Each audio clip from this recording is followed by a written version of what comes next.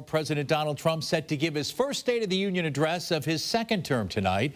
Ahead of that speech, Massachusetts Governor Maura Healey issuing a statement saying, "I wish tonight we would hear from a president who's focused on lowering costs, protecting people, and bringing steady leadership here and across the globe, but we are getting the exact opposite."